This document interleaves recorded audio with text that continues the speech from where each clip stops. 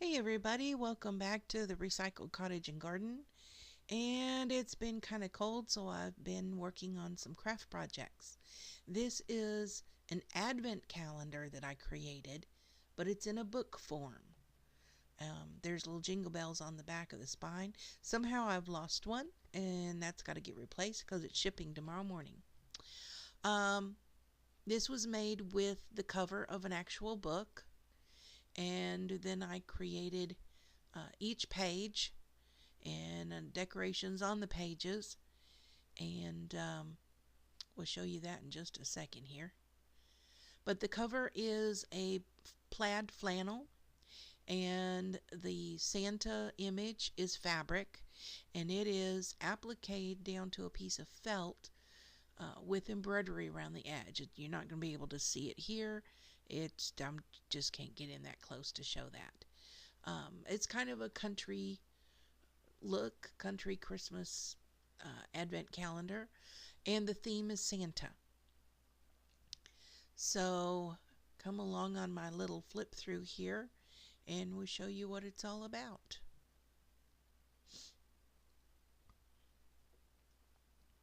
This is only like the fourth journal type book I've created. I'm having a lot of fun with these. This one was a lot of fun. I think I'm going to have to make one for me, sort of. Don't know if it'll be an Advent, but I'm definitely going to make a Christmas journal for myself. This one I used on the very front, inside the front cover there. That's actually a window cling, and it was just put down with Mod Podge. So that was very easy. It worked out very nicely. I've used a variety of papers. Some of them are scrapbooking pages, as this one is. They were all tea stained. Put them in a big vat of tea and let them all the paper soak for a couple of days, and then took them out and hung them up to dry. I also did the sewed binding on this. I've never done that before, so that was interesting. There's not that many pages, but there's a lot of stuff on them, so it's very thick. So here we go.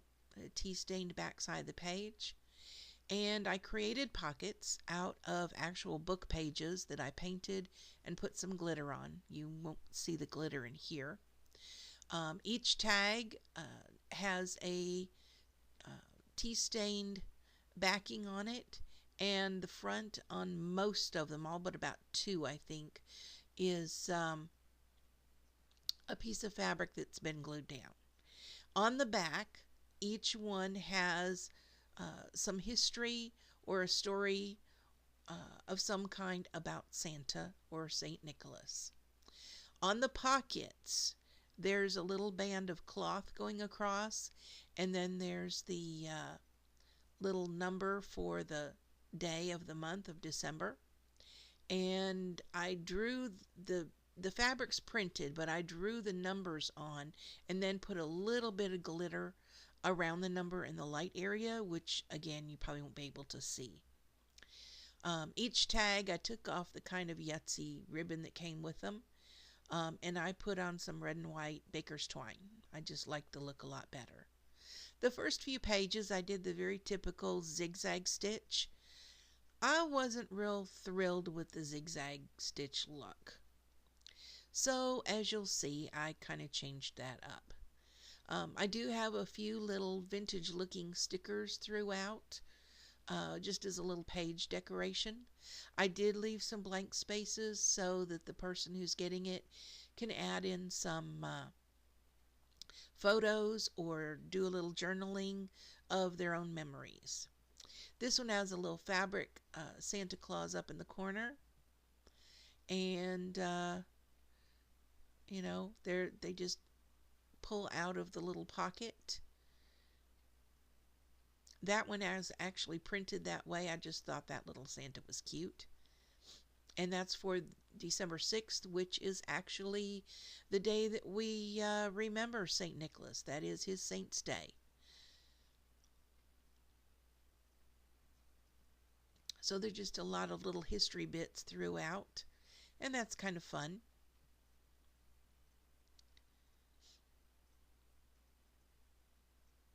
The reason I'm speaking over top of this as a separate recording is because the sound on my camera is so bad.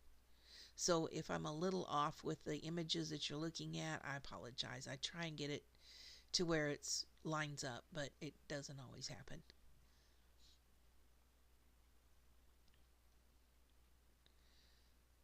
Some of the fabrics had some glitter on them. The one on the left there is a dark green with holly leaves, and there it's outlined with it. And then again, more spaces where you can add in your own photos, stickers, memories of whatever sort. I did want to make it fairly decorated so you could leave it as is, but I also wanted to leave some space for someone to do their own thing. There's a reason why the tags are close to the outside of the page. I discovered as I started putting everything in, even though there's not very many pages, that this book was way too thick. And it was like just standing open like a gaping maw on on the page edge if I put them more in the middle.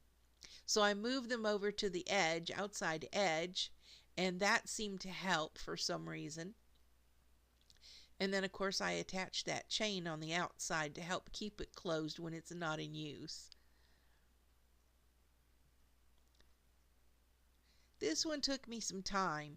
I played with a few things. Here you'll see the stitching I actually found on the sewing machine that I actually like. It's just a wavy straight stitch. It's a straight stitch, but it's a wavy pattern. And it worked out very nicely. I think it looks pretty good. And I didn't get a lot of tension problems. That was nice. The zigzag gave me tension issues, and that drove me crazy.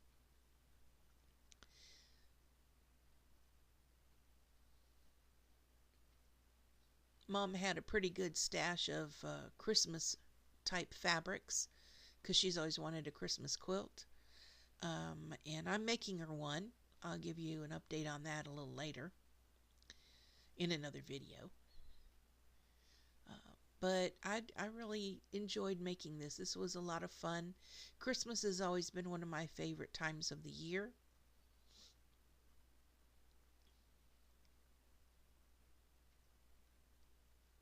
And there we are at December 25th with good old St. Nick there with all of his toys. And just a little thing on the back page to dress it up a little. And again, on the inside cover, those are more window clings that I just stuck in there for some decoration. Mod Podged them down. And there's the little chain that connects it, so it'll hold it closed. And the person who's getting this is actually a friend of mine, and she says she's going to have a barnwood box built to store it in when it's not being used, and that it's going to become a family heirloom. So you can't beat that. I mean, I put a picture up on Facebook, and by golly, it sold right away because she saw it and said, I want it now. So there you are.